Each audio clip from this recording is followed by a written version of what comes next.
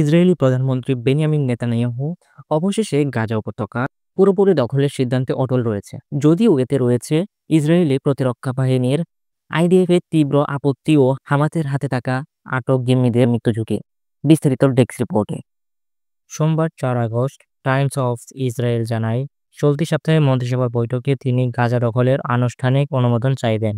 ব্যক্তিগত আলোচনাও গাজা দখল শব্দটি সরাসরি ব্যবহার করেছেন নেতানিয়াহু, যা সামরিক অভিযান আরও জোরালো ও দীর্ঘমেয়াদী হবে বলে ইঙ্গিত দিয়েছে।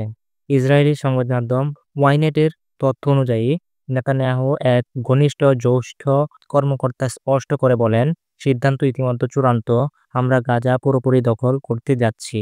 তিনি আরও বলেন, যেসব এলাকায় জিম্মিরা আটক আছেন সেখানে অভিযান চালানো হবে। যদি আইডিএফ প্রধান এতে সম্মতি না দেয় তবে তার পদত্যাগ করা উচিত। তবে আইডিএফ প্রধান লেফটেন্যান্ট জেনারেল ইয়াল জামিন এই পরিকল্পনার ঘোর বিরোধিতা করেছেন। তার মতে, পুরো গাজা দখল করতে বহু বছর সময় লাগতে পারে এবং এতে জিম্মিদের জীবন হুমকির মুখে পড়বে। বর্তমানে গাজার প্রায় ৭৫ অঞ্চল নিয়ন্ত্রণ করছে আইডিএফ। বাকি অংশ নিয়ন্ত্রণ নিতে গেলে বিশাল সংখ্যক সেনা, দীর্ঘ সময় ও কৌশলগত জটিলতার মোকাবেলা করতে হবে।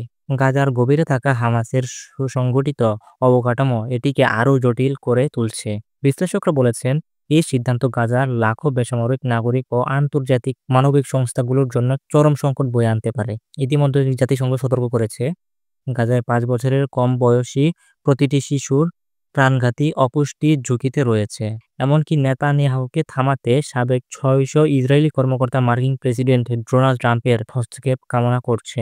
নেতানিয়াহু জানিয়েছে, তিনি শীঘ্রই মন্ত্রিসভা বৈঠক ডেকে আইডিএফকে পরবর্তী পদক্ষেপ সম্পর্কে নির্দেশনা দেবেন।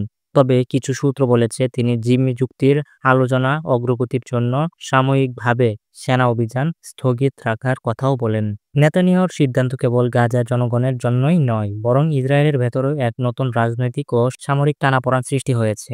এই সিদ্ধান্তে মধ্যপ্রাচ্যের ভূরাজনীতিতে কী প্রভাব ফেলবে সেটি এখন দেখার বিষয়।